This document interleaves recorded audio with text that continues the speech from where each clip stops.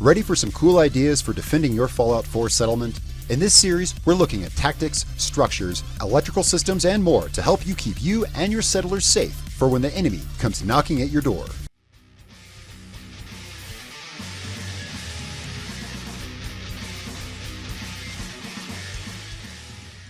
What's up, guys? Darkdally here, playing Fallout 4. Today we are continuing my series on settlement defense tips, and generally focusing on, a modded game, particularly with mods like I'm running immersive gameplay, for instance, mods which make the game harder, make the raids bigger, and make you really want to focus more on defense. I'm actually, I just kind of got attacked. I don't think it was a full attack. I think they were just I think they kind of came up from that little gully down yonder. There's only like a few guys here. That's why I'm in my armor. Now, the reason I'm here is I want to continue on from last episode. Here's what we're doing. I mentioned last episode that I started a new save and that I'm running the full version of immersive gameplay. That's why I started a new save. It's kind of a big overhaul mod, and I wanted a fresh save for it. So the structures you saw me showing you in the last video, that's kind of what we're building up to, and I'm going to bring you guys along in this series. We're going to build up to that point and then beyond it, and we're going to work on some cool survival and defensive tips along the way. And I'm going to show you how to build all that stuff, and maybe you guys can give me some ideas too. Now, right now I'm at 10 Pines Bluff, and because this building, I kind of wanted to show this today. The first thing I do is, when I'm starting a new game in a really hard difficulty, when I can expect a lot of raids and I don't know when they're going to come, is the first thing I do with any settlement is, as soon as I get a settlement, I want to make sure I have a safe place to travel to and hide. At my 10 Pines Bluff, as soon as I unlocked it, I went ahead and built this. So that way, if I get attacked, I can come here and be safe. Because, if you're running a mod, again, I speak from experience playing immersive gameplay. I'm not sure about these others. I can get raided by as many as 40 or 50 guys. So I love it. I do, as I always say, I do love it. I have a fast travel target in here. Right there. I should probably move that back from the wall a little bit, but whatever. So that when I fast travel, I appear in here in a nice, safe, and secure building. This is my starting point. So now I can build here, and if I hear gunshots or ghouls or whatever in the distance, I can retreat in here, take cover, and shoot. And that's kind of what I want to talk about. Is I start off every settlement with one of these before I move on. That way, if a settlement's getting attacked, I can go there again. Yeah, have a safe place to fast travel too.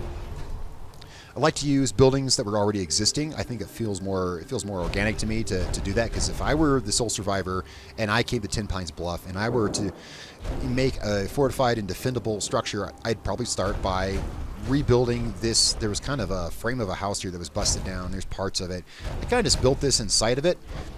Didn't really, I use mods, but you don't have to use mods to do this. None of this is even snapped. I just kind of used place everywhere to put it here. You could do the same thing with the pillared lich. I just kind of wanted to make it look nice and somewhat authentic. Now, so what do I want to talk about today? Last episode, I showed the ghoul balcony and creative ways to use turrets and balcony with automated doors. Although I didn't show how to build it, I just kind of wanted to show that. We'll get on, well, you guys will be with me when I build it on this save, so there's that, right? As far as this goes, I want to talk about the importance of cover. What I have here is I have about 3 shooting points in here. It's good to have a good range of view around you. Let's get out of this armor. It's a little clunky. We'll just park it over here. Of course, I've used my mesh here so that it can be shot through, but they can't fire missiles or throw grenades through it. That's very important. We would die instantly. Explosions are very deadly with the mods I'm running. I hope to have a list of those mods soon. In the description below, I'll have a link to a Google Doc. All right, so we got 1 shooting point here, 1 here, and 1 here. Now, I have these walls up so that you never have to be exposed to more than 1 shooting point at a time if you don't want to. You never want to have a line of sight on the enemy behind you, because then there's nowhere to take cover. So one good idea is, if you're building a starting building in these settlements, to just kind of start off with, let's go ahead and close that, because this game has made me afraid of the dark. I swear. Like, what's that sound? What's that sound? All right, so and then I have another wall here. This wall serves 2 purposes: hiding the generator, I'll get to that, and it allows you to take cover from this shooting point and shoot out this one. Or, you can use these in any combination to take cover and fire, so you don't get boxed in with line of sight on you.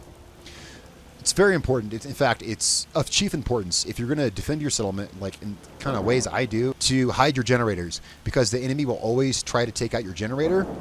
And if you're running a highly powered settlement, which I always do, we're going to have a lot of electronics set up here, automated defenses, doors, and whatnot.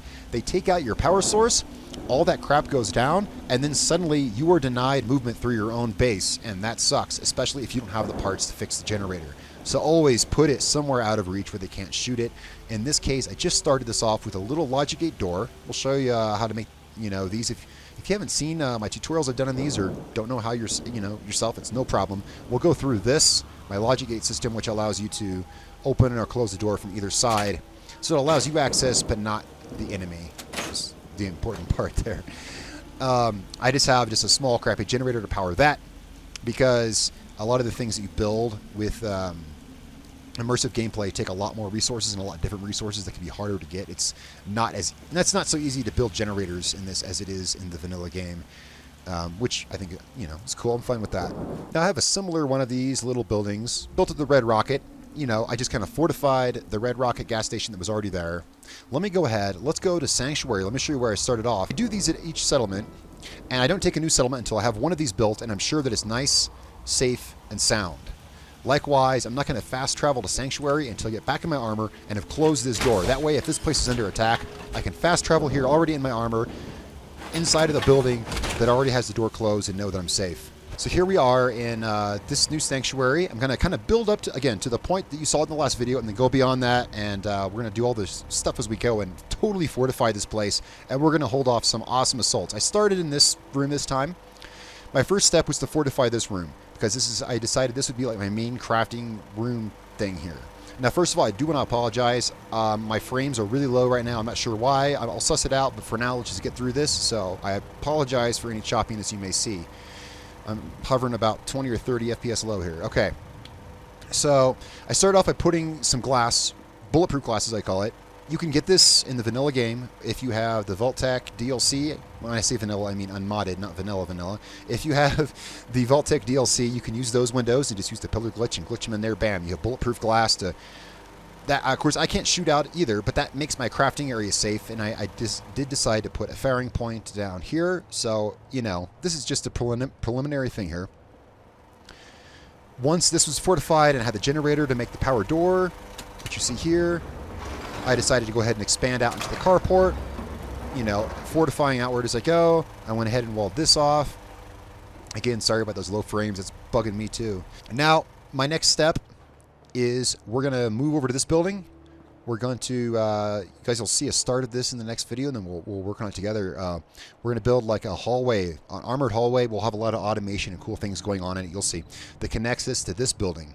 That's going to do a couple things. It's going to connect this side of Sanctuary to this side. It's also going to split Sanctuary kind of in half, so that when the raiders attack, we may have some over here and some over here instead of one huge crowd everywhere. It's going to kind of restrict their movement is what I'm saying, and that's a good thing. It's also going to provide us, because we're going to have automated doors and turrets and things, a great firing line straight down this road, and I have some great plans down there. I'll talk about that later. For now, I think this video has gone on long enough. I showed you kind of where I'm starting, some of my plans, and my point is I'm going to go back at a couple points during this series to the other save I showed you previously and show you some of the stuff I've already built, and then we're going to jump back to here in other episodes, and we're going to build up to that point, because I know a lot of you guys were like, hey, that was a cool idea, or how do you build this, or whatever. And also going along step by step, maybe you guys can give me some suggestions as well. All right, so that's kind of what I want to talk about today, was like the important, taking cover. Ooh, we need to hide that glass clipping through the wall.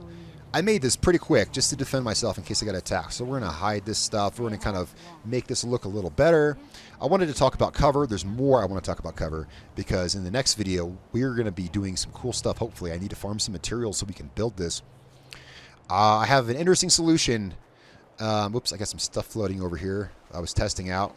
I have an interesting idea for a solution to stopping your attackers from taking cover and exploiting it. This should be fun. We're going to do some creative defensive strategies. All right, guys. Guys, thank you so much for watching. I hope you enjoyed today's video. I tried to keep it short, but there's a lot I want to do here, and I kind of wanted to get into it and tell you what this series is going to be about. Guys, tell me what you think in the comments below. It's been a real pleasure.